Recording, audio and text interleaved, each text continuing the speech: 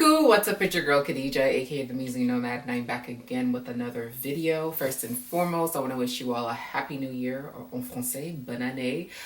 It's been a while that I haven't been back, and I decided to come back with a video talking about the myths and the legends of what it is to be American and how I view that after having lived abroad in Eurasia, aka Europe, but more specifically France for the past decade. So I've been in France now for over a decade, and most likely I'm probably gonna stay. It wasn't in the cards. It's not what I thought I was going to be doing. It's not somewhere I imagined being long term like this, but I'm still here, and for the time being, I think this is gonna be home. So I moved to France in my 20s, and now I'm in my 30s, and the majority of my adult years have actually now been in France rather than in the US. Like years ago, I made videos about moving to France. If you're interested in moving to France, things to do, setting up, and all of that stuff. Those videos still are available on my channel, so check them out. If you have any questions about moving here, tips and things that I can do to help, please let me know. Others in the past have messaged me on Instagram, so check me out on Instagram and via the comment section and ask me questions, and I'm more than happy to help if I can, right? So if you have questions, yeah, by all means, send me a message and I'll do my best to get back to you. For the most part, the things I'm talking about are pretty general, but I'm not someone that's apolitical, okay? Fight the power all day, every day. The personal is political. But anyways, let's get started with all of that. The idea that we have an actual democracy in the US, that our votes actually matter. This last few years have shown me that no, we live in an oligarchy. And that's what it's showing. And this next term that's going to happen is really giving that. It is really giving that. It is giving the Trumpism. It's giving the elon oligarchy. That's what it's giving right now. And it's a shame that the government prides itself on being free and having true democracy when it's in fact not the case. It's not the case. We can look around the world, like the value system that we have in the US, the way people are treated as far as being imprisoned for sometimes nothing, right? Just not having basic health care, education, things like that. And the government could do something about it, because we put so much money into the military in the US, where if we were to take 10% of that, we could help the country, help the individuals. But we don't do that because it doesn't benefit them. It doesn't benefit the people. It benefits the small group that gets to control and maintain their power.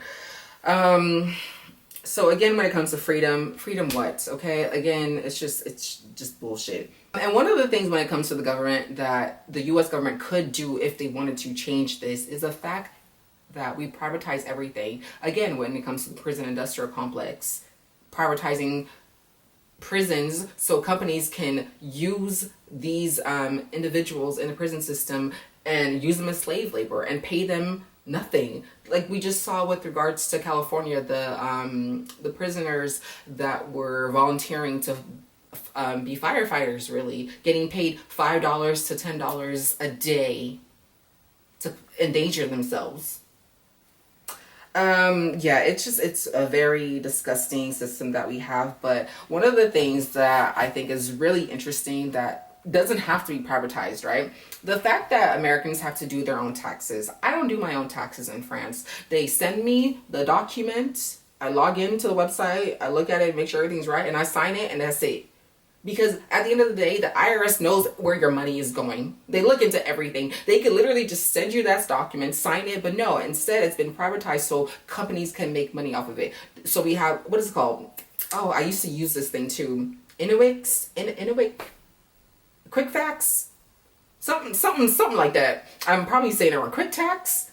Something like that. I'm thinking it's like a red logo. But anyways, you have these companies or these individuals that want to make money in helping people file their taxes, when literally they can just send you the thing, boom, it's done. But no, privatizing everything helps the government make more money off of stuff that doesn't even need to be a thing. But yeah, that's just unfortunately the system that we have.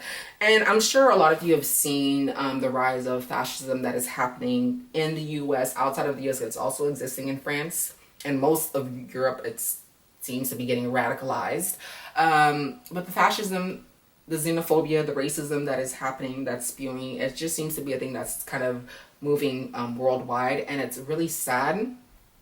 And I feel like because the world does see the US as a leading power, because the way the US has positioned itself, right, to be this oligarchic, imperialistic force by using its military force to impose on other people and other countries, it just seems like this is spreading and in turn kind of fucking the world over, because it's happening here as well. Like we have the Le Pens, we have the Macron, and their worldviews and the way they see things, etc. That's not beneficial to the population, right? But there are small groups that want to hold their ideals and push those forward, and I don't see how that unfortunately is helping, and it's definitely spreading. And I think because people are witnessing it with the US, it's influencing others to kind of do the same, and it's a shame because it's kind of like the world is just going backwards. So in the US, there is a term that is used often: no one is above the law. Okay, so that is why we have a convicted felon that is now going to be the president of the United States. So if you are a white, rich man, this has always been the thing, right? You're always above the law. Because we know in the US you live in a white supremacist capitalistic patriarchy. And it makes sense that Trump doesn't have to suffer any consequences. And that's a shame. So I can understand, and not that I agree with it, why Luigi was radicalized in a way where he's like, you know what, I'm sick of the system, I'm sick of all this stuff that's happening and people abusing people when it comes to the healthcare, insurance companies, etc., taking the power in their own hands and fighting back. I don't think it's right in the way that it was done, but instead of, again, actually addressing the reason why this person did what they did, it's, oh, okay, all CEOs, remove your names off of your website because you can't be found, okay, and don't address the actual issues of why this person and did what he did and why the US is behind him and supporting him, because it's about defend, depose, and deny. These are some of my thoughts about, these myths that Americans are indoctrinated into believing. If there's anything that I'm missing from this list, and if you want a more in-depth list of things that I appreciate about my experiences having lived in France, if you have any questions for me, please do not be afraid to write a comment below. Add your myths of these beliefs that we have as American, or how the world even sees you. If you're not American and you have like certain beliefs or views of how Americans behave or idealize certain things or whatever, please write them. Thank you guys so much for stopping by, for listening to this video. If there's anything that I missed when it comes to the myths about living in the US and the indoctrination that we have as Americans, and the American centricism that we have and not wanting to really experience other cultures and worlds, please let me know below. Let me know your thoughts with regards to this video, if there's anything that I missed to include. But thank you guys so much for watching. If you want more videos from me, please let me know what you'd like to hear about when it comes to France. Please check out the playlists I made in the past, because those videos are really old. But if you want an updated version of those videos, please do let me know. And if you are trying to move abroad to a different country, experience different cultures and people, I would definitely urge you guys to do so. The world is big. You have one life to live, experience. It really just change the way that you think and view things, and I think it's a beautiful thing. And I'm just so happy I've afforded myself the opportunity to live in this country, experience things, even though it's negative and positive. But again, both countries have their positives and negatives.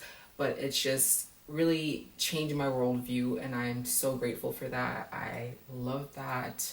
And just taking a chance to do a study abroad, and how that choice has impacted the rest of my life is crazy to think. If you have that opportunity, I urge you to do it. I urge you to travel. Even if you can do a sabbatical, do it.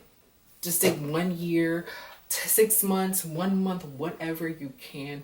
Go somewhere else and live and experience and appreciate. And there will be aspects of it where you might appreciate certain things about your country a lot more. Which there's aspects of that which I definitely do, because the bureaucracy in France, that is something in and of itself. But the experience that you're afforded and just being and interacting with other people, I think it's amazing. And I think everybody should have that opportunity. So if you can, please take the opportunity to, if you have any questions, please don't forget to ask. Again, thank you guys so much for watching. Please don't forget to like, comment, share, and subscribe. And your girl will be back soon for a new video. Peace. Pull up, pull up, pull up, pull up, pull up, pull up, pull up, pull up, pull up.